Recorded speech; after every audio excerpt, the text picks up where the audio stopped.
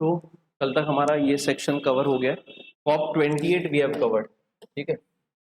So again we were discussing UNFCC, ठीक है, UNFCC, United Nation framework convention on climate change. देखो again शुरुआत कहाँ से होती है, थोड़ा एक क्विक रिकैप करते हैं। शुरुआत होती है 1992 से, ठीक है।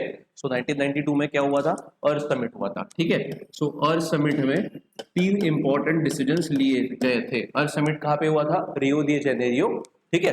यहाँ पे 3 इंपॉर्टेंट डिसीजन कौन से हुए थे, एक हुआ था एजेंडा 21, ठीक है, दूसरा हुआ था यूएनएफसीसीसी, ठीक है, और तीसरा हुआ था सीबीडी, ठीक है। So agenda 21 was in context of agenda for 21st century, it was for sustainable development. दूसरा UNFCCC, United Nation framework convention on climate change, ये किसके रिलेटेड था, क्लाइमेट चेंज के रिलेटेड। तीसरा क्या था, convention on biological diversity, CBD किसके लिए था, again to protect the biodiversity of earth, ठीक है। तो इसमें के ये 3 में से कौन सा बाइंडिंग था, इसमें से जो सीबीडी है, this CBD was made legally binding, UNFCCC was not legally binding, agenda 21 again was not legally binding. UNFCCC के बाद जो प्रोटोकॉल्स आए, जैसे मैंने बताया था, ये क्या है, कन्वेंशन है। अगेन कन्वेंशन को अगर उसमें बदलाव करने तो क्या लाया जाता है, प्रोटोकॉल लाया जाता है। तो यूएनएफसीसी का 1997 में जो पहला प्रोटोकॉल आया था वो कौन सा था, क्योटो प्रोटोकॉल, क्योटो प्रोटोकॉल। तो ये जो क्योटो प्रोटोकॉल है ये क्या था, this was made legally binding, not UNFCC. Is it clear to everyone? तो इतना जो बेसिक है वो ध्यान में रखना। इसके अलावा सीबीडी लीगली बाइंडिंग बनाया गया था, और UNCCD that is United Nation convention to combat desertification, तो ये ध्यान में रखना। 1992 में जो अर्थ समिट हुआ था उसमें जो 2 डिसीजंस थे वो लीगली बाइंडिंग बनाए गए थे, एक था यूएनसीसीडी और दूसरा था CBD. CBD was convention on biological diversity, ठीक है। Is it clear to everyone? अब इसके में कल तक हम लोगों ने क्या देखा था कि कॉप 28 तक हम लोगों ने देखा था सीओपी 28। कॉप क्या है बेटा, कॉन्फ्रेंस ऑफ पार्टीज। तो conference of parties is the highest decision making body of UNFCC. UNFCC का सेक्रेटरीट कहाँ पे लोकेटेड है, बॉन, जर्मनी, ठीक है। Is it clear to everyone? उसमें अब कॉप 28 जो है वो कॉप 28 कहाँ पे हुआ था, कॉप 28 कहाँ पे हुआ था, आपके स्क्रीन पे मैंने ये भी डाला था, एक इमेज डाला है। तो कॉप 28 कहाँ पे हुआ था, ऑनलाइन में बताओ, प्रीवियस ईयर ये देखो, हाँ क्या, दुबई में हुआ था, बराबर है, यूएई दुबई में हुआ था। और उसके पहले का जो कॉप 27 था दैट वाज इन इजिप्ट। तो ये ध्यान में रखना कहाँ पे कौन सा कॉप हुआ है, उतना तो भी इंपॉर्टेंट कॉप्स तो भी हमको ध्यान में रखने चाहिए। इज इट क्लियर टू, ठीक है। अब उसमें देखो ये कॉप 28 का जो पूरा डिटेल है हमने कल के एंड तक देखा था। आज हमको देखना है कि कॉप 29 जो बाकू अजरबैजान में अभी रिसेंटली हुआ था, मतलब पिछले साल हुआ था, उसमें कौन से महत्वपूर्ण डिसीजन लिए गए और इंडिया का स्टैंड क्या था, ये भी पता होना आवश्यक है। देखो ऑब्वियस बात है, कोई भी इंटरनेशनल एग्रीमेंट जब होता है, अब ये जो है ना ये मल्टीलेटरल संस्था है, कैसी ऑर्गेनाइजेशन है, मल्टीलेटरल इंस्टीट्यूशंस में गिनी जाती है, बिकॉज इसमें कोई 2-3 सदस्य नहीं है, इसमें पूरे दुनिया भर के जो मेंबर्स है वो पार्टिसिपेट करते हैं। तो ऐसे कंडीशन में इंडिया को वो स्पेसिफिक जो भी डिसीजन होता है वो हमेशा पसंद आएगा ऐसा नहीं है, ठीक है। तो एक कभी कभी ऐसा भी हो सकता है कि ग्लोबल लेवल पे डिसीजन लिया गया है बट इंडिया ने उस पर सिग्नेचर किया ही नहीं। तो कुछ ऐसा ही कॉप 29 में हुआ है। कॉप 29 कहां पे हुआ, अगेन बाकू, अजरबैजान। अजरबैजान की कैपिटल जो है दैट इज बाकू। आपको सिर्फ क्या करना है, घर पे जाने के बाद इसको मैप पर से एक बार देख लेना। अब की हाइलाइट्स क्या है, तो पहला है न्यू क्लाइमेट फाइनेंस गोल। अगेन बेटा कल तक मैंने आपको बताया था कि ग्लोबल एनवायरमेंट फैसिलिटी, ठीक है, ग्रीन क्लाइमेट फंड, इसके अलावा बहुत सारे अलग अलग फंड्स का निर्माण किया गया। अगेन जो प्लेज किया गया था कि भाई डेवलप कंट्री को हर साल $100 बिलियन उनको देना पड़ेगा, ऐसा भी बोला गया था। बट एक भी साल में जितना फंडिंग उन्होंने प्रॉमिस किया था उतना फंडिंग मिला नहीं है। तो इस साल अभी क्या बोला गया कि भाई अभी जो क्लाइमेट चेंज से जुड़ी हुई घटनाएं हैं वो बहुत ज्यादा रैपिडली बढ़ रही है। जैसे उदाहरण के तौर पे फ्लैश फ्लड्स आर अकरिंग, जगह जगह पे टेम्परेचर बढ़ रहा है। यूरोप में तो ऐसा बोला जा रहा है कि टेम्परेचर दुगनी रेट से बढ़ रहा है, मतलब पूरे दुनिया में जो rate of increase of temperature है तो उसका डबल स्पीड से यूरोप में टेम्परेचर बढ़ रहा है, बिकॉज रिसेंटली पोर्तुगाल, स्पेन में 46-47 डिग्री सेल्सियस तक टेम्परेचर पहुंच गया है। तो ये बहुत ही शॉकिंग है, बिकॉज जनरली जो समर था यूरोप का वो बहुत ही प्लेजेंट समझा जाता था अभी तक, बट अभी वैसा नहीं रह गया। मतलब क्या है, अब डेवलपिंग कंट्री जब ये प्रॉब्लम फेस कर रहे हैं तो ऑब्वियस बात है डेवलप कंट्री अगर ये प्रॉब्लम फेस कर रहे हैं तो डेवलपिंग कंट्रीज को भी दिक्कत आएंगी। तो उसमें सबसे बड़ा इशू अगेन फाइनेंस का आ रहा है, बिकॉज फाइनेंस का इशू क्या बोलता है कि भाई डेवलप कंट्री तो ठीक है, वो अमीर है, वो मैनेज कर सकते हैं, बट जो डेवलपिंग है उनके पास पैसा नहीं है, उनके पास टेक्नोलॉजी नहीं है, तो उनको मदद की आवश्यकता है। और डेवलपिंग में भी जो और गरीब है, जिसको लीस्ट डेवलप कंट्रीज कहा जाता है या फिर एलडीसी बोला जाता है, लीस्ट डेवलप कंट्रीज, उनकी तो हालत बहुत ही खराब है। जैसे फिजी वगैरह जो मैंने बताया था, पैसिफिक आइलैंड नेशन, छोटे छोटे देश है, उनके पास में इतना पैसा नहीं है कि वो एडाप्टेशन या फिर मिटिगेशन कर सके। तो ऐसे कंडीशन में पैसे की आवश्यकता डेवलपिंग और लीस्ट डेवलप कंट्रीज को ज्यादा है। तो इसीलिए न्यू क्लाइमेट फाइनेंस गोल रखा गया और इसमें यह बोला गया कि डेवलप देशों ने क्या करना चाहिए, $100 बिलियन पर साल नहीं, $300 बिलियन पर साल देना चाहिए। So a major breakthrough at COP29 was the new collective quantified goal on climate finance. देखो नाम क्या है ना, new collective quantified goal on climate finance. ठीक है, अब ये कैसा है, new collective quantified goal on climate finance, but starting में क्या है, न्यू कलेक्टिव मतलब सब ने।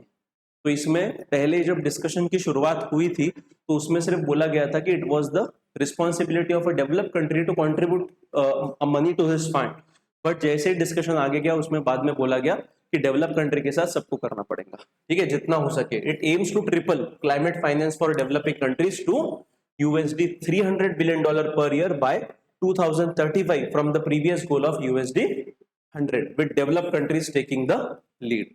अब इसमें जब डिस्कशन की शुरुआत हुई थी तब बोला गया था कि ज्यादातर जो ये है, मतलब पूरा का पूरा पैसा किसने देना चाहिए, डेवलप कंट्रीज ने, पर डेवलप कंट्रीज उसके लिए तैयार नहीं थे। इसीलिए बोला गया कि डेवलप कंट्रीज मेजर कंट्रीब्यूट देंगे और बाकी जो भी पर इंडिविजुअल लेवल पे जो भी पॉसिबल होता है सबको इसमें कंट्रीब्यूट करना पड़ेगा। इसीलिए नाम क्या रखा गया, new collective quantified goal on climate finance, that is NCQG। Again India ने ऑब्जेक्शन लिया है इस पे कि भाई ठीक है एक्सेप्ट तो कर लेते हैं, बट इशू क्या है कि भाई डेवलप कंट्रीज की जिम्मेदारी थी तो क्या कर रहे हैं, जिम्मेदारी झटकने का काम कर रहे हैं।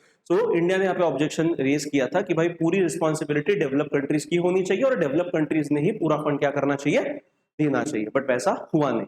तो यहाँ पे पहले $100 बिलियन था, अभी कितना बोला जा रहा है साल में, $300 बिलियन। अगेन बेटा ये बोला तो गया है, कितना फुलफिल होगा ये टाइम बताएगा। दूसरा क्या है, कार्बन मार्केट एग्रीमेंट्स। जैसे मैंने कल के लेक्चर्स में आपको बताया था कि पेरिस क्लाइमेट डील के अंतर्गत कार्बन ट्रेडिंग वगैरह जो होता है वो प्लेटफॉर्म्स वहां पे available, clean development mechanism, carbon trading, then carbon offset, ठीक है, ये सारे मैकेनिज्म प्रपोज किए गए। तो इसमें ही कार्बन मार्केट एग्रीमेंट जो है उसमें कुछ बदलाव वहां पे प्रपोज किए गए। COP29 reached a landmark agreement to finalize the mechanism for carbon markets, including country-to-country trading and a centralized carbon market under the United nation. मतलब दो देशों के बीच में अगर कार्बन ट्रेडिंग करना है उसके भी रूल्स बनाए गए और एक इंटरनेशनल लेवल पे यूनाइटेड नेशन की अध्यक्षता में एक सेंट्रलाइज प्लेटफॉर्म बनाया जाएगा कि जिसमें किसी भी देश को अगर कार्बन क्रेडिट खरीदना है तो वहां पे जाके खरीद सकता है। तीसरा, डिक्लेरेशन ऑन रिड्यूसिंग मीथेन, ठीक है, over 30 countries including the US, Germany, UK and UAE endorse the COP29 declaration on reducing methane from organic waste. Again India is not a signatory to this, India ने इसमें sign नहीं किया।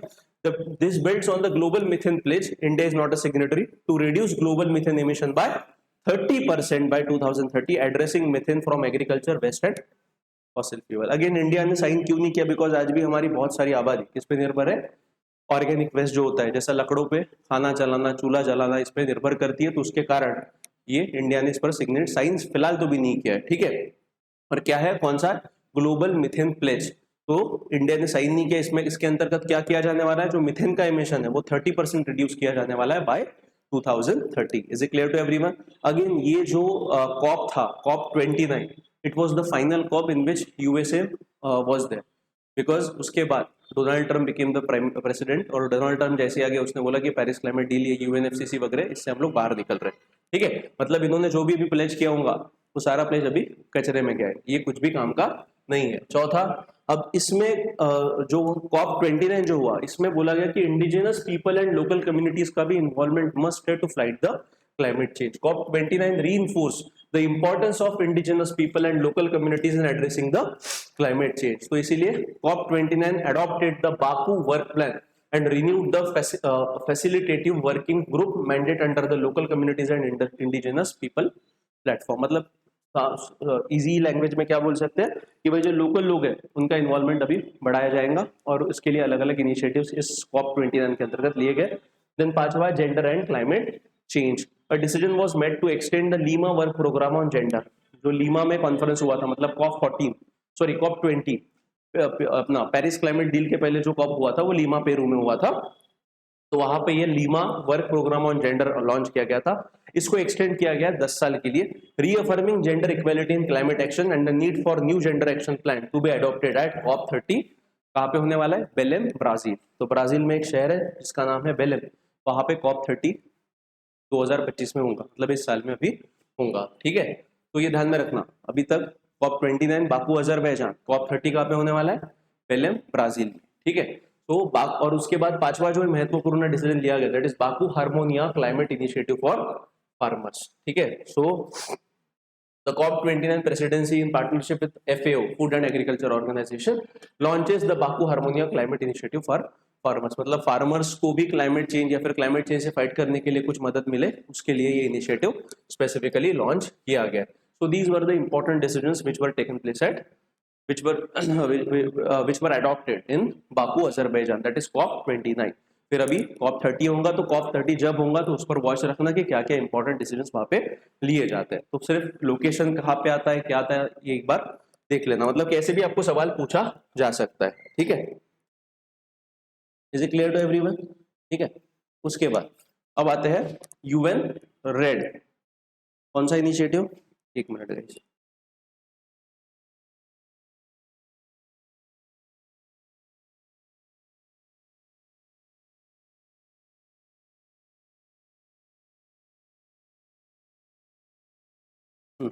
UN Red Initiative.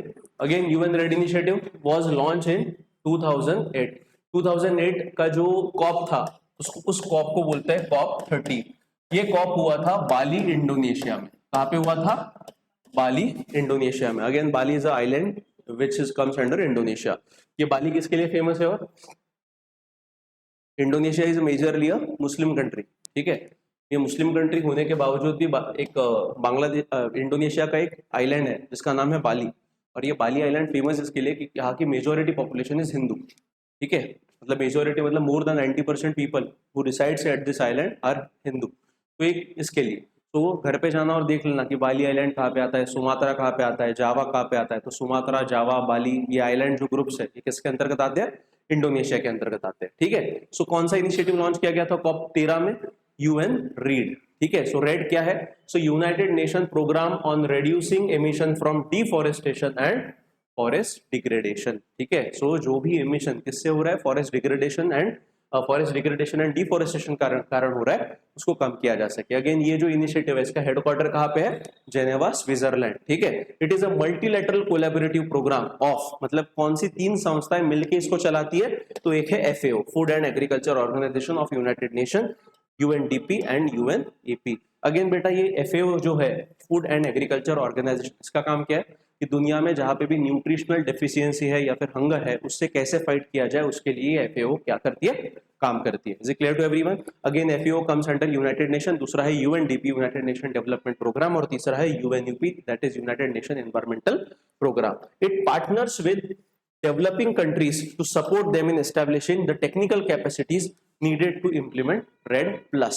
तो इसके बाद और एक initiative इसको एडवांस करने के लिए, इसको थोड़ा ब्रॉडन करने के लिए लॉन्च किया गया जिसका नाम है RED+. अब इसमें क्या होता है? इसमें सिर्फ reducing emission from deforestation and forest degradation को फोकस किया गया. बट जो RED+ इनिशिएटिव था इसमें इसका दायरा बढ़ाया गया, मतलब इसका स्कोप क्या किया गया? इंक्रीज किया गया, ब्रॉडन किया गया. Reducing emission from deforestation and forest degradation and the role of conservation, sustainable management of forest and enhancement of forest carbon stock in developing countries. तो इसमें क्या है? इसमें कंजर्वेशन वगैरह सारी चीजें आ गई. उसमें सिर्फ रिड्यूसिंग एमिशन था, किससे? कि फॉरेस्ट डिग्रेडेशन और डिफॉरेस्टेशन से कम किया जाए. बट यहाँ पे कंजर्वेशन पे फोकस. फॉरेस्ट कार्बन स्टॉक मतलब जो कार्बन सिक्वेस्ट्रेशन मैंने आपको पढ़ाया था कि फॉरेस्ट कार्बन स्टॉक क्या है?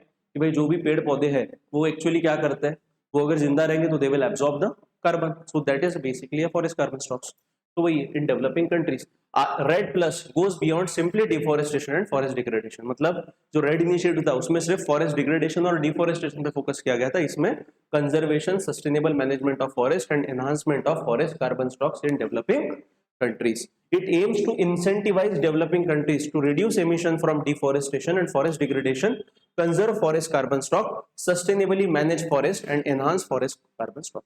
तो बेसिकली इसमें क्या होने वाला है ना कि रेड प्लस के अंतर्गत कि फॉरेस्ट कंजर्वेशन को तो फोकस किया गया है, जो भी कंट्री कंजर्व करेंगे उसको कुछ पैसा भी मिलेगा। तो यहाँ पे बोला it aims to incentivise, incentivise का मतलब क्या है कि वो इंसेंटिवाइज जो किया जाएगा वो कैसे किया जाएगा, in the way of money. ठीक है, तो जो भी डेवलपिंग कंट्री अच्छा परफॉर्मेंस करेगा उसको क्या मिलेगा, एक पैसा, जो भी टोकन अमाउंट रहेगा वो वहां पे उनको दिया जाएगा ताकि फॉरेस्ट कंजर्वेशन किया जा सके। Is it clear to everyone? ठीक है, तो कौन सा initiative, REDD and REDD plus, ध्यान में रखना। रेड का फुल फॉर्म क्या है, reducing emission from deforestation and degradation, reducing emission from deforestation and forest degradation, that is REDD. ठीक है, इसका हेड ऑफिस कहाँ पे है, जेनेवा स्विट्जरलैंड। कब लॉन्च किया गया, COP 13 में। COP 13 कहाँ पे हुआ था, बाली इंडोनेशिया। कौन सी 3 संस्थाएं मिलके ये इनिशिएटिव चलाती है, FAO, UNDP एंड UNEP। ठीक है, और कहाँ पे चलाया जाता है स्पेसिफिकली, सिर्फ डेवलपिंग कंट्रीज में, डेवलप कंट्री में नहीं। डेवलपिंग कंट्री में क्या किया जाता है कि डिफॉरेस्टेशन एंड डिग्रेडेशन को रोकने के लिए ये संस्था काम करती है। फिर इसका ही थोड़ा स्कोप जो है वो स्कोप बढ़ाया गया, किसमें, रेड प्लस किया गया। रेड प्लस में क्या आया, conservation, sustainable management of forest and enhancement of forest carbon stock in developing countries. ठीक है, सो ये, और यहाँ पे क्या किया जाता है कि जो भी देश अच्छा परफॉर्म करता है उसको इंसेंटिवाइज किया जाता है। ठीक है, उसके बाद try to solve this question again, थोड़ा सोच विचार करके इसका आंसर देना, एकदम हरीड मैनर में आंसर मत देना।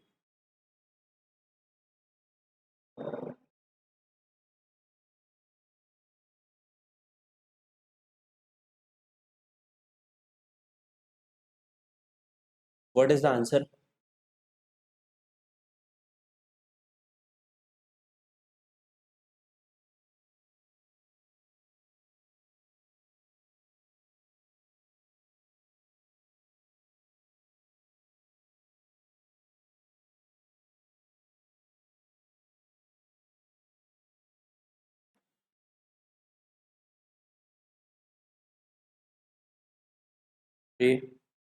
ऑनलाइन आपको क्या लगता है, ऑनलाइन में बताओ जल्दी।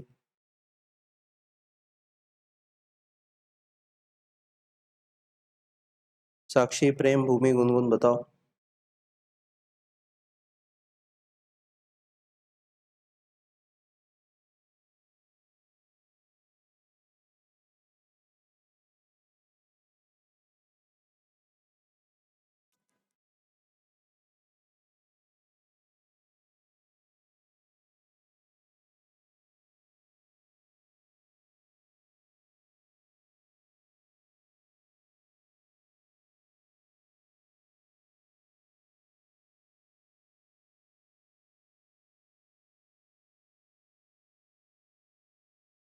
क्या है आंसर ऑनलाइन में?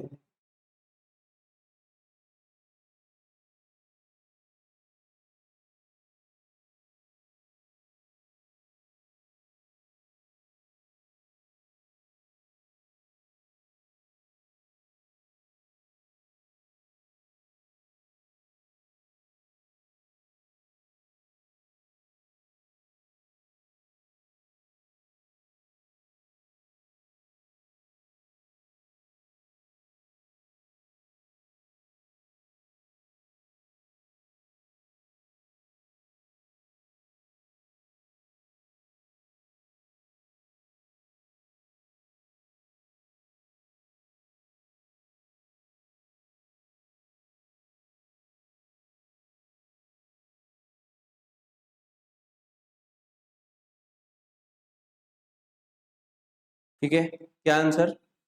साक्षी बोल रही है 4। हाँ देखो यार, इसमें again the correct answer of this question is 1, 2 and 3। This question was also asked by UPSC. ठीक है, अब देखो यहाँ पे again this question, which of the following statements are correct. आपको 3 स्टेटमेंट्स बोले और आपको पूछा है कौन सा करेक्ट है। Proper design and effective implementation of UN REDD plus programme can significantly contribute to, मतलब यूएन रेड प्लस प्रोग्राम अगर प्रॉपरली इंप्लीमेंट होता है तो इसके कारण क्या क्या हो सकता है।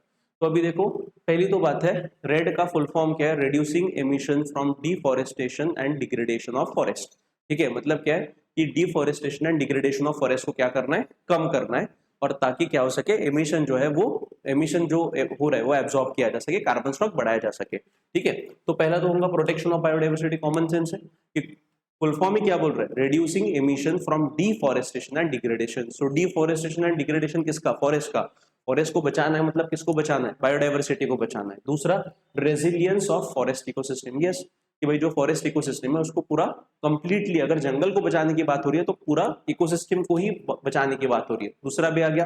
तीसरा जो है पावर्टी रिडक्शन। देखो पावर्टी रिडक्शन कहाँ पे, मैंने अभी तक बोला नहीं या फिर कहाँ पे लिखा के दिया नहीं था कि भाई रेड प्लस का टारगेट पावर्टी रिडक्शन है, बट अगेन रेड प्लस के अंतर्गत क्या है कि डिफॉरेस्टेशन एंड डिग्रेडेशन तो है ही है, इसके अलावा किस पे बात हो रही है, कंजर्वेशन की। किसकी कंजर्वेशन की बात हो रही है, तो conservation of forest ecosystem, conservation of biodiversity, everything.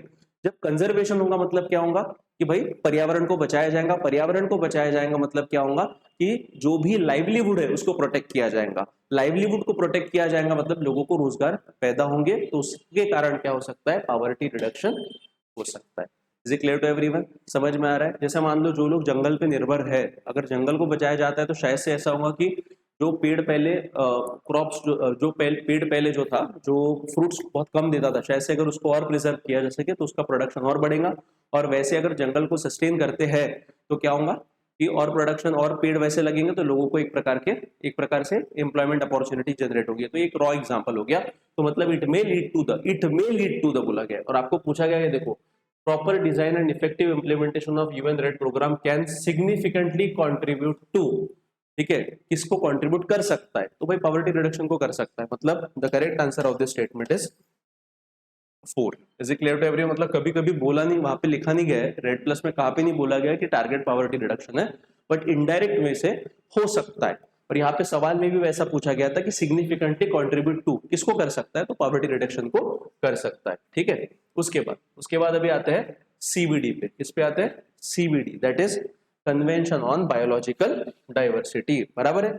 सो ये सीबीडी जो हमने देखा कि 1992 में जो अर्थ समिट हुआ था, उस अर्थ समिट में जो 3 महत्वपूर्ण डिसीजंस लिए गए थे, एक में एजेंडा 21 था, दूसरा था UNFCCC that is United Nation framework convention on climate change, और तीसरा था सीबीडी। सीबीडी क्या था, CBD was made legally binding. तो लगभग उस टाइम पे 1992 में जब ये कन्वेंशन पास किया गया तो 1992 में 196 कंट्रीज ने साइन किया, और इसका इम्प्लीमेंटेशन 1993 से ही शुरू हो गया था, ये ध्यान में रखना। ठीक है, सो इसमें सॉरी जो हाँ, कन्वेंशन ऑन बायोलॉजिकल डाइवर्सिटी, तो it was step towards conserving biological diversity और biodiversity with the involvement of the entire world. So मतलब सस्टेनेबल यूटिलाइजेशन पे इस पे फोकस किया गया, और कितने देशों ने साइन किया, 196 कंट्रीज ने। Open for signature in Earth Summit 1992 and came into effect in 1993, and this specific convention was made legally binding।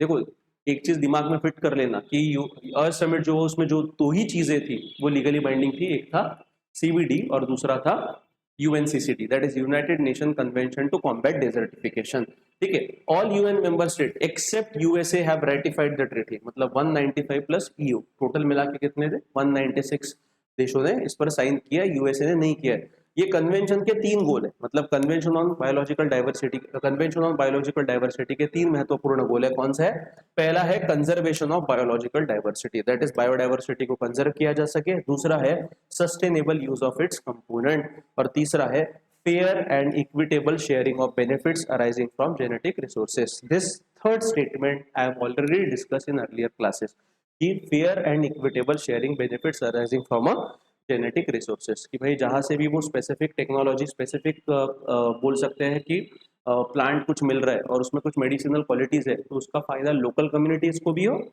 और बाकी लोगों को भी हो। ठीक है, बट लोकल कम्युनिटीज को फायदा होना मस्ट है, इसको बोला जाता है fair and equitable sharing of benefits arising from genetic resources. तो ये 3 जो चीजें हैं ये कन्वेंशन ऑन बायोलॉजिकल डाइवर्सिटी के अंतर्गत लाई गई। कौन सी 3 चीजें? पहला तो है कंजर्वेशन करो इसको बायोडाइवर्सिटी को, दूसरा है sustainable use of its component. अब sustainable use of its component मतलब किसके कंपोनेंट? इकोसिस्टम के जो कंपोनेंट्स है उसका कैसा यूज करो? सस्टेनेबल यूज करो। और तीसरा क्या है? Fair and equitable sharing of benefits arising from genetic resources. ठीक है, अब इसके अंतर्गत क्या क्या आता है वो एक बार देखते हैं। It covers biodiversity at all 3 levels, मतलब ये कन्वेंशन ऑन बायोलॉजिकल डाइवर्सिटी के अंतर्गत इकोसिस्टम भी आती है, स्पीसीज भी आती है और जेनेटिक रिसोर्सेज भी आता है। Is it clear to everyone? इसमें the CBD's governing body is again COP, ये ध्यान में रखना। ये कॉप डिफरेंट है, यूएनएफसीसी का कॉप डिफरेंट है, पर्पस सेम है, but these are the highest decision making body of CBD as well as UNFCCC. But इसका कॉप की मीटिंग्स अलग होती है, यूएनएफसीसी की कॉप की मीटिंग अलग होती है। The CBD's governing body is the conference of parties. This ultimate authority of all governments that have ratified the treaty meets every 2 years to review progress, set priorities and commit to work plans। क्या difference है? UNFCCC का जो corp होता है वो हर साल में एक बार होता है, मतलब रेगुलर बेसिस पे होता है, ठीक है, इंटरमिटेंटली नहीं होता है। यहाँ पे क्या होता है? 2 साल में एक बार, ये बायएन्युअली होता है। Is it clear to everyone? This is major difference. इसका सेक्रेटरीट कहाँ पे लोकेटेड है? मॉन्ट्रियल, कनाडा में। कनाडा में एक शहर है जिसका नाम है मॉन्ट्रियल, वहां पे कन्वेंशन ऑन बायोलॉजिकल डाइवर्सिटी का सेक्रेटरीट लोकेटेड है to support implementation of CBD objective. अब ये सीबीडी के अंतर्गत जो भी चीजें बताई गई है उसको सर्व करने के लिए, उसको इंप्लीमेंट करने के लिए इसके अंतर्गत 2 बाइंडिंग एग्रीमेंट्स बनाए गए। एक का नाम आता है, ठीक है, to support implementation of the CBD objective, 2 internationally binding agreements were adopted within the framework of the CBD, that is Convention on Biological Diversity। अब ये जो 2 एग्रीमेंट है जो लीगली बाइंडिंग है वो कौन से है? एक का नाम है कार्टेगिना प्रोटोकॉल और दूसरा का नाम है नागोया एग्रीमेंट। ठीक है, सो यहाँ पे देखो, पहला है Cartagena protocol on biosafety. Again this protocol was proposed in 2000। It was, ये कहाँ पे किया गया था? कोलंबिया में। So through this CBD covers the rapidly expanding field of biotechnology, मतलब जो भी नए नए इन्वेंशंस हो रहे हैं, नए नए जेनेटिकली मॉडिफाइड क्रॉप्स आ रहे हैं, तो उसके रिलेटेड जो भी डिसीजन मेकिंग है वो कैसे होनी चाहिए, उसका ट्रेड कैसे होना चाहिए, इस सारों पे क्या बना, जो सारे जो चीजें इसको किसके अंतर्गत लाया गया? Cartagena protocol on biosafety. It addresses technology development and transfer, benefit sharing and biosafety issues. Biosafety protocol seeks to protect biological diversity from the potential risk posed by LMO, that is living modified organisms resulting from a modern biotechnology। So basically क्या है ना, ये LMO मैंने क्या होता है ये भी मैंने अर्लियर क्लासेस में बताया, बट तभी भी एक बार बता देता हूँ। LMO क्या है? लिविंग मॉडिफाइड ऑर्गेनिज्म, मतलब ये ऐसा ऑर्गेनिज्म है जो कैसा है? जिंदा है। दूसरा, इसको क्या किया गया है? मॉडिफाई किया गया है। अब बेसिकली इसको दूसरी भाषा में बोल सकता हूँ जेनेटिकली मॉडिफाइड ऑर्गेनिजम्स। दूसरी भाषा में क्या बोल सकता हूँ? दूसरा वर्ड क्या हो सकता है? Genetically modified organism. अब जेनेटिकली मॉडिफाइड ऑर्गेनिज्म में क्या होता है कि अंदर के जो जीन्स होते हैं, किसी एनिमल के अंदर, किसी क्रॉप के अंदर के जो जीन्स होते हैं उसको क्या किया जाता है? उसको चेंज किया जाता है। जैसे मैंने बताया था, बहुत सारे क्रॉप वेराइटीज है। आपने बीटी कॉटन का नाम सुना होगा, बीटी ब्रिंजल का नाम सुना होगा। तो ये बीटी क्या है ना, बीटी इज अ वेराइटी। ये एक जीन है जो किसके अंदर ऐड की गई है? जो नॉर्मली कॉटन क्रॉप आता था उसके अंतर्गत ऐड की गई, ताकि ये जो बीटी कॉटन है उसमें पेस्ट रेजिस्टेंस को बनाया जाए। मतलब कोई भी अगर अटैक होता है, उस पर कोई पेस्ट अटैक करती है तो उस पर कुछ भी नहीं होगा और कम पानी में भी वो क्या कर सकता है? सर्वाइव कर सकता है। तो ये क्या है? इसके लिए उस सीड्स में अलग अलग प्रकार के जीन्स डाले जाते हैं, इसको बोला, और जो फिर सीड बनती है उसको बोला जाता है जेनेटिकली मॉडिफाइड ऑर्गेनिज्म। अब इशू क्या है ना कि ये ऑर्गेनिज्म एक जगह पे डेवलप होते हैं तो इनका इंपोर्ट एक्सपोर्ट मैनेज करना भी बहुत महत्वपूर्ण होता है। बिकॉज अगर ये मान लो लेबोरेटरी से बाहर दूसरे देश में अननोइंगली चले गए तो शायद से वहां पे भी डिस्ट्रक्शन हो सकता है, या फिर वहां पे इकोसिस्टम पे उसका निगेटिव इंपैक्ट हो सकता है। तो ये ना हो और सामने वाले देश को भी पता चले कि वो क्या इंपोर्ट कर रहे हैं। अगर उनका परमिशन होगा तो दे कैन एक्सपोर्ट देम, अगर उनका परमिशन नहीं है और वैसे जा रहा है तो ये गलत है। इसके लिए ये लिविंग मॉडिफाइड ऑर्गेनिज्म को कौन से प्रोटोकॉल के अंतर्गत लाया गया? कार्टेगिना प्रोटोकॉल ऑन बायोसेफ्टी की जो भी बायोटेक्नोलॉजी में जो भी इन्वेंशंस हो रहे हैं, जो भी अलग अलग क्रॉप्स में बोलो या फिर एनिमल्स में जो बदलाव किए जा रहे हैं, जो जेनेटिकली मॉडिफिकेशन किया जा रहा है, तो सामने वाले पार्टी को उसके बारे में पता होना चाहिए, तब जाके वो एग्रीमेंट हो सकता है। सो वही है, it addresses technology development and transfer, benefit sharing and biosafety issues. ठीक है। Biosafety protocol seek to protect biological diversity from the potential risk posed by LMO resulting from modern biotechnology. तो सिर्फ ध्यान में क्या रखना, कार्टेगिना प्रोटोकॉल दिमाग में आया तो it is related to the LMO, that is living modified organisms, उसके रिलेटेड है। दूसरा जो लीगली बाइंडिंग प्रोटोकॉल सीबीडी के अंतर्गत आता है वो है Nagoya protocol and on genetic resources. ये कब पास किया गया? 2010 में। It was a second protocol to CBD, again it was legally binding like Nagoya like Cartagena protocol. Access to genetic resources and the fair and equitable sharing of benefits arising from their utilisation, so it entered into force in 2014। Again इसमें क्या है, तो इसका उदाहरण जैसे मैंने आपको हल्दी का बताया था, ठीक है। हल्दी का जो traditional medicinal facility, medicinal uses था वो ट्रेडिशनली कहाँ पे हो रहा था? इंडिया में हो रहा था, बिकॉज हमारे आयुर्वेदा में हजारों सालों पहले लिखा गया है कि हल्दी के क्या फायदे हैं, क्या तोटे। बट एक अमेरिका की कंपनी आई और बोल रही थी कि भाई इंटेलेक्चुअल प्रॉपर्टी राइट हल्दी का हमको दो। अब ऐसे कंडीशन में जब इंडिया को पता चला कि भाई कोई अमेरिकन फर्म बोल रही है कि हल्दी का जो ये है ओरिजिन है वो हमने किया है, हमने उसके मेडिसिनल इफेक्ट्स ये लाए हैं, तो ये गलत है, क्योंकि उसका इन्वेंशन कहाँ से हुआ है, उसके मेडिसिनल प्रॉपर्टीज कहाँ से पता चले? आयुर्वेदा से पता चले, and Ayurveda is from India.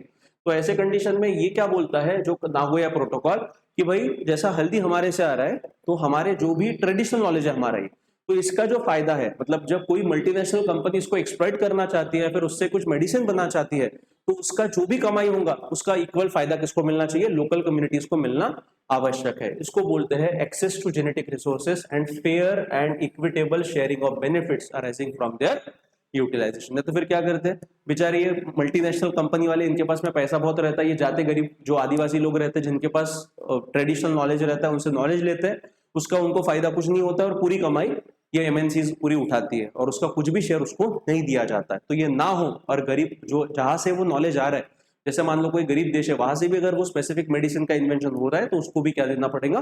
Fair and equitable sharing of benefits देना पड़ेगा। So fair and equitable sharing of benefits arising from genetic resources comes under Nagoya protocol. 2010 में प्रपोज किया गया था, इनफोर्स कब हुआ? 2014 से लागू किया गया। Is it clear to everyone? So ये दो प्रोटोकॉल दिमाग में फिट कर लेना। जब भी सीबीडी आता है, that is convention on biological diversity आता है, तो बायोलॉजिकल डाइवर्सिटी प्रोटेक्ट करने के लिए एक था कार्टेगिना प्रोटोकॉल और दूसरा था Nagoya protocol. Cartagena protocol was in context of LMO, living modified organism, उसका इंपोर्ट एक्सपोर्ट करना है जो भी करना है, बट बायोटेक्नोलॉजी रिलेटेड जो भी इन्वेंशन हो रहा है उसका ट्रांसफर करना है, एक्सपोर्ट करना है, इंपोर्ट करना है, तो उसका पहले क्या करना पड़ेगा? सामने वाले देश को बताना पड़ेगा, तब जाके वो कर सकते हैं। दूसरा Nagoya protocol. Nagoya protocol was again genetic resources, that is sharing of genetic resources and fair and equitable benefits, fair and equitable sharing of benefits arising from their utilisation.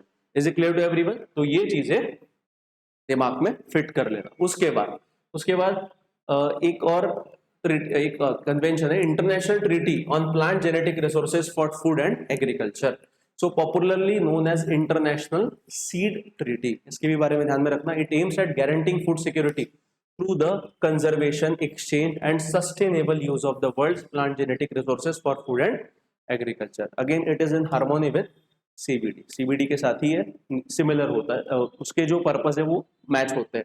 कौन सी? International treaty on plant genetic resources for food and agriculture. इसको ही short popularly क्या बोला जाता है? International seed treaty. क्या है कि फूड सिक्योरिटी कंजर्व करने के लिए सीड्स को बचाना आवश्यक है, that is the main purpose of this treaty. ठीक है। उसके बाद सीबीडी की जब भी बात आती है तो एक आईची बायोडाइवर्सिटी टारगेट्स का जिक्र वहां पे होता ही है। अगेन ये आईची बायोडाइवर्सिटी टारगेट्स ये कहाँ पे हुआ था? तो एट सीबीडी कॉप 12, ठीक है, कॉप 12 हुआ था, मतलब कन्वेंशन ऑन बायोलॉजिकल डाइवर्सिटी का एक मीटिंग था, कॉन्फ्रेंस ऑफ पार्टीज 12। तो वहां पे जो डिसीजन लिया गया उसको नाम क्या दिया गया था? आईची biodiversity target. Parties discuss the implementation of a strategic plan for biodiversity from 2011 to 2020 and its Aichi biodiversity targets to be achieved before 2020। मतलब इसमें कुछ 20 टारगेट सेट किए गए थे और उस 20 टारगेट को 5 ब्रॉडर लेवल पे उनको डिवाइड किया गया था और उसके अंतर्गत 20 टारगेट रखे गए थे। और टारगेट कितना था? 2011 से 2020 तक। हाँ, बट ये है कि ये आईची बायोडाइवर्सिटी टारगेट्स में से एक भी टारगेट सक्सेसफुली अचीव नहीं किया गया। ठीक है। अगेन इसका पर्पस क्या था? To conserve the biodiversity. ठीक है। इसमें 5, इसको ब्रॉडर लेवल पे 5 हिस्सों में डिवाइड किया गया था। पहला था स्ट्रेटेजिक गोल ए, बी, सी, डी और ई। ठीक है। स्ट्रेटेजिक गोल ए में क्या था? address the underlying causes of biodiversity loss by mainstreaming biodiversity across government and society, reduce the direct pressure in biodiversity and promote sustainable use. Strategic goal C में क्या था? To improve the status of biodiversity by safeguarding ecosystem species and genetic diversity. Strategic goal D में क्या था?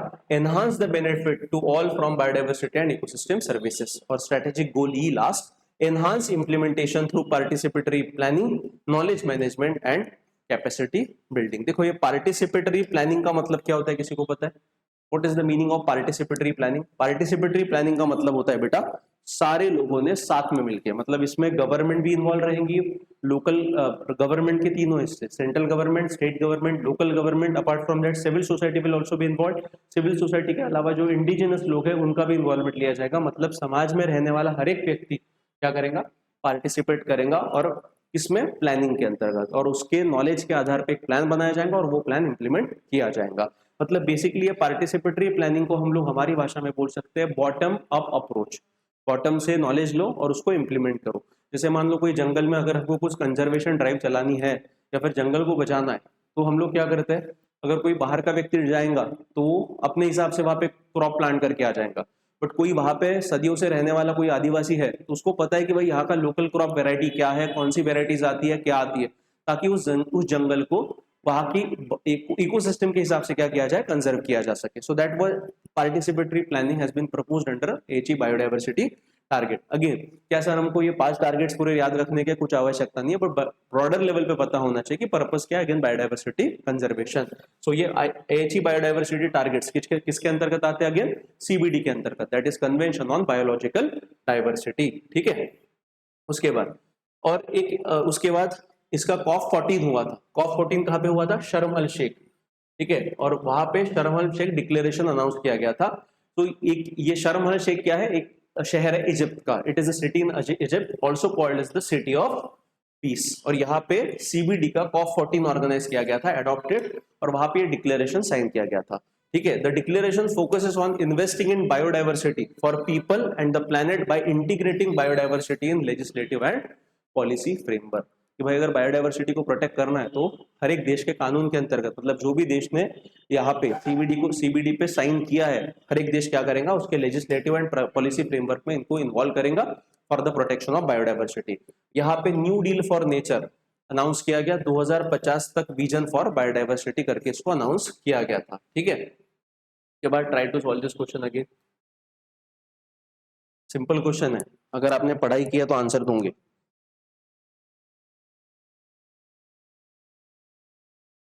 देखो ये सब जो टॉपिक है ना, रटने वाले टॉपिक है. ठीक है. इसमें आपको कुछ नहीं करना है. क्या, कहाँ पे क्या हुआ, कौन सा नाम था, क्या था.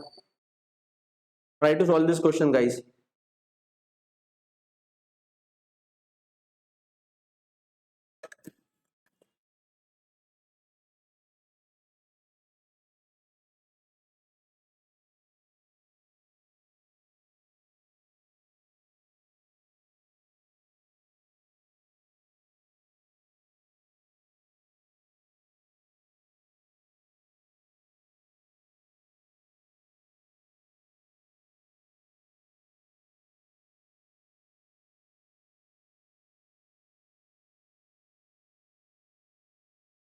क्या आंसर है ऑनलाइन में बताओ.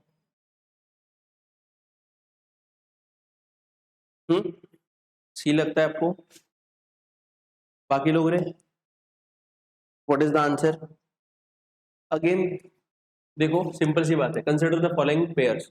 Terms have sometimes seen in the news and their origin. So basically annex 1 countries, मैंने यूएनएफसीसी का बताया था.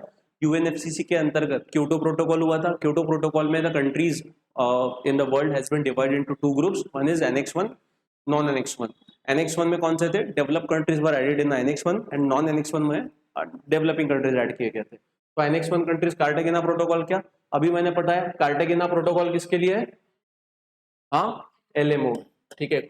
2000 में साइन किया गया था. ठीक है.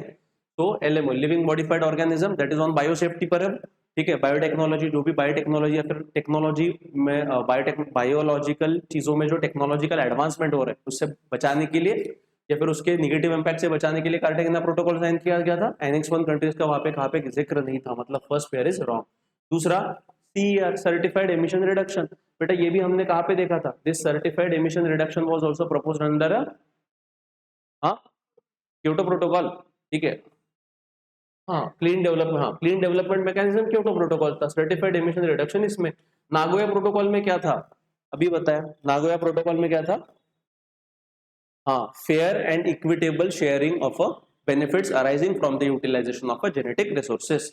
तो अगेन ये भी गलत है, दूसरा भी गलत है। Clean CDM mechanism was proposed in Kyoto protocol. So आपको पूछा है करेक्टली मैच क्या है, तो करेक्टली क्या है, is it clear to everyone? तो correct answer of the state is question is C, ठीक है। उसके बाद अब ये बेटा, अब ये इंटरनेशनल जो भी अभी तक के कन्वेंशन हुए हैं, COP29 क्या हुआ, ये सारी चीजें हमने देख ली। अब आते हैं भारत की बात। अब भारत में क्लाइमेट चेंज से फाइट करने के लिए 2008 में एक महत्वपूर्ण कदम उठाया गया, जिसके अंतर्गत national action plan for climate change announce किया गया। कब अनाउंस किया गया था? 2008 में। और इसके अंदर अलग अलग प्रोग्राम चलाए जा रहे हैं। The National Action Plan on Climate Change was launched in 2008 by the Prime Minister's Council on Climate Change. Development and use of new technologies इसमें प्रपोज की गई, और PPP and civil society action, मतलब public private partnership, मतलब government private sector के मिलकर काम करेंगी और सिविल सोसाइटी भी एक्शन उसमें लाया जाएगा। Understanding of climate change, adaptation and mitigation etcetera, ये सारी चीजें किस प्रोग्राम के अंतर्गत लॉन्च की गई? National action plan on climate change. और किसके अंतर्गत? Prime ministers council on climate change के अंतर्गत इसको लॉन्च किया गया था। अब कुल मिला के इस national action plan on climate change के अंतर्गत 8 इनिशिएटिव्स लॉन्च किए गए। कितने इनिशिएटिव्स लॉन्च किए गए हैं? 8 initiatives have been launched under National Action Plan on Climate Change. So there are 8 national missions forming the core of NAPCC, that is National Action Plan on Climate Change, which represent multi-pronged, long-term and integrated strategies for achieving key goals in climate change. ठीक है, कौन से?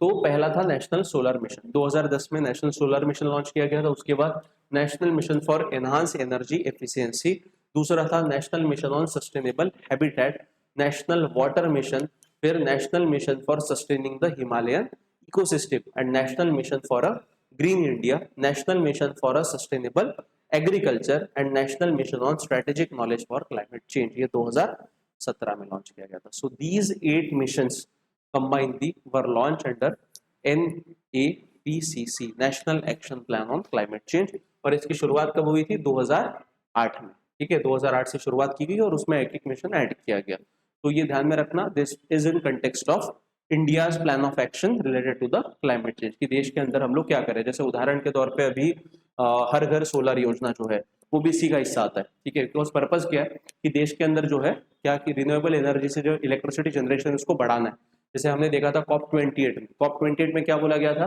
कि दुनिया में जो renewable energy से जो बिजली बनती है उसका प्रोडक्शन 11,000 गीगावाट तक इंप्रूव करना है। तो उसमें हर एक देश का टारगेट उसने रखा है। जैसे भारत सरकार ने भी रखा था कि 2022 तक 2022 तक लगभग 140 गीगावाट का जनरेशन हम लोग इससे करेंगे रिन्यूएबल से। अभी तक हुआ नहीं, बट टारगेट हमने रखा है। और 2030 तक तो हमको 40% जो हमारी बिजली है कहाँ से प्रोडक्शन करनी है? रिन्यूएबल सोर्सेस ऑफ एनर्जी से, मतलब सोलर हो गया, विंड हो गया, इससे करनी है। तो ऐसे कंडीशन में ऐसे प्रोग्राम चलवाना हमारे लिए आवश्यक बनता है। जैसा ये क्या सोलर मिशन हो गया, फिर इंटरनेशनल सोलर अलायंस भी इंडिया ने लॉन्च किया था। तो ऐसे जो इनिशिएटिव है सरकार ले रही है, ठीक है। इसके बाद एक और चीज है, अब ये तो हो गया सारा इसके बारे में। एक नेट मीटरिंग का एक चीज है। नेट मीटरिंग आपको पता है आजकल ना आपके घरों पे देखो सोलर पैनल्स लगवाए जाते हैं।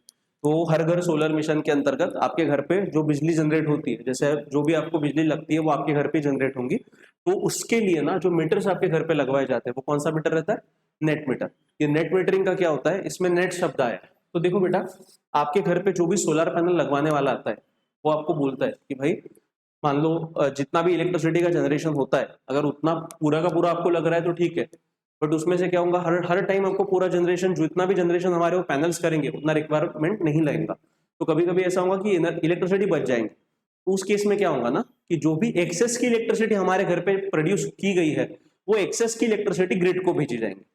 मतलब आप क्या कर रहे हो, आपके जो घर पे अभी सोलर पैनल्स लग रहे हैं उससे आपकी तो बिजली पूरी हो रही है, बट जो एक्सेस बिजली बनती है वो बिजली आप किसको दे रहे हो? आप बेच रहे हो। किसको बेच रहे हो? ग्रिड को दे रहे हो। मतलब जो चलाते हैं, जैसा ये महाराष्ट्र डिस्कॉम हो गया, एनटीपीसी हो गया, ग्रिड पूरा मेंटेन करते हैं, तो उसमें क्या होता है कि जितनी बिजली आपके घर पे बन रही है उसमें से कुछ बिजली आपको लग रही है और जो एडिशनल बिजली है वो आप क्या कर रहे हो, बेच रहे हो।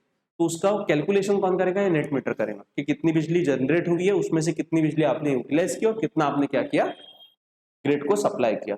और उसके एडिशनली जितना आप सप्लाई करोगे उतने क्रेडिट आपको मिलेंगे, और वो क्रेडिट जब आप ज्यादा यूज करते हो तब क्या होंगे, नलीफाई होंगे।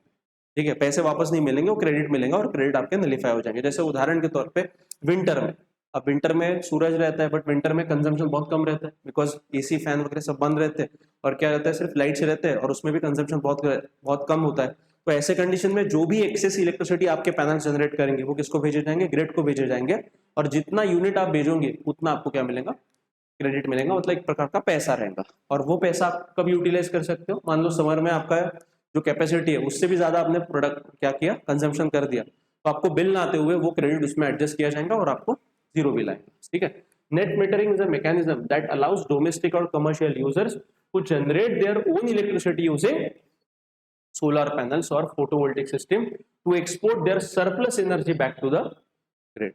ठीक है, so the process of net metering provides system owners with the opportunity to gain extra revenue by selling their excess power to the grid while also making up a shortfall by the grid. मतलब अगर access होती है तो बेचो, अगर आपको ज्यादा लगती है तो ग्रिड से ले लो, तो जो आप लोगे उसमें एडजस्ट किया जाएगा। If the amount of energy generated is more than the amount of energy consume then the owner gets compensated for the excess amount. यहाँ पे कंपेंसेटेड बोला गया है बट असल में क्या मिलता है, क्रेडिट्स मिलते हैं। वो क्रेडिट्स क्या होते हैं, आपके यूनिट्स उतने ऐड ऑन होते जाते हैं, तो जब भी आप एक्सेस का कंजम्पशन करोगे वो क्या होगा, वो क्रेडिट्स में नलीफाई किया जाएगा और आपको क्या होगा, कुछ भी पैसा नहीं देना पड़ेगा। ठीक है, अगेन ये नेट मीटरिंग का जो कंसेप्ट है ये ईयरली बेसिस पे चलेगा। कैसे चलेगा, ईयरली बेसिस पे, मतलब मान लो आपका जो सोलर पैनल है उसने पूरे साल भर में जनरेट किए 1000 यूनिट। कितने यूनिट जनरेट किए, 1000 यूनिट। अब इसमें से आपने जो कंज्यूम किए हैं वो कंज्यूम किए लगभग बोल सकते हैं 900 यूनिट। ठीक है, अब ये 1000 यूनिट आपने आपके सोलर पैनल जनरेट किए, आपने कंज्यूम कितने किया, 900 यूनिट। गैप कितने का है, 100 यूनिट का। अगर ये 100 यूनिट आपने एक साल के अंतर्गत यूटिलाइज नहीं किए, एक साल मतलब क्या कि जैसा महीना शुरू होगा शायद से जब से आप लगाओगे वहां से एक साइकिल जनरेट होगी, वो एक साल के अंदर अगर आप ये 100 यूनिट जनरेट नहीं कर सकते तो ये कैरी ऑन नहीं होगा, मतलब ये क्या हो जाएंगे, ये जीरो हो जाएगा और फिर से नया साल शुरू होगा तो फिर से नए से काउंट किया जाएगा।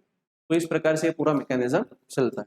ठीक है, तो this is the concept of net metering.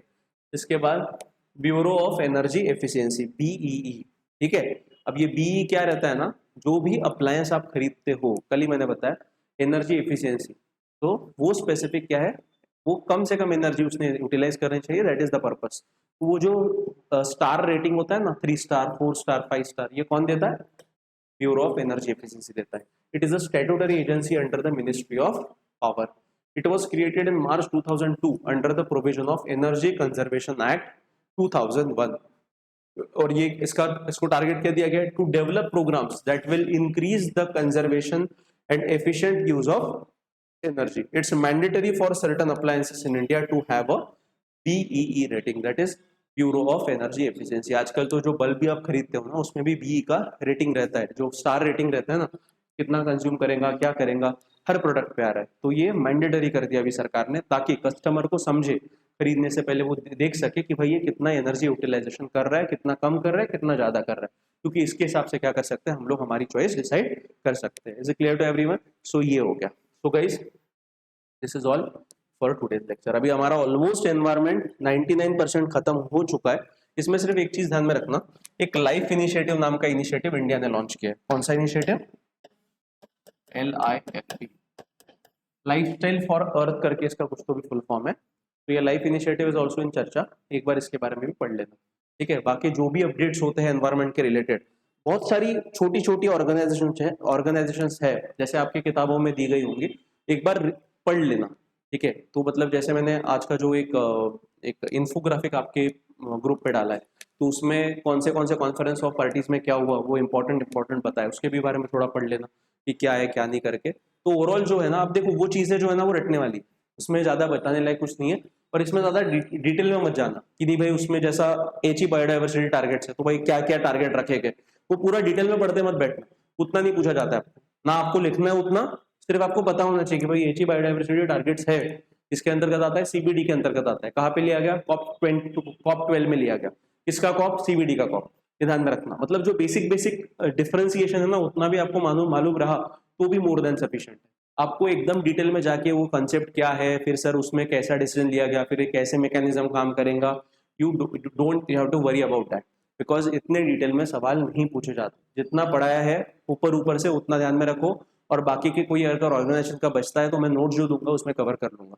ठीक है। तो सिर्फ आपको पढ़ लेना वो ऑर्गेनाइजेशन किसने बनाई, क्या काम है, क्या पर्पज है, दैट्स इट, उतना भी पता रहा तो भी मोर देन सफिशिएंट, ठीक है। So this is all for today's guys. कल का जो सेशन रहेगा, कल के सेशन में हम लोग जो आंसर राइटिंग के क्वेश्चंस मैंने दिए थे वो हम लोग डिटेल में डिस्कस करेंगे, ठीक है। तो कल हो सके पेन पेपर लेके आना कि भाई प्रॉपर फिर जो भी बताऊंगा वहां पे लिख लेना, ठीक है।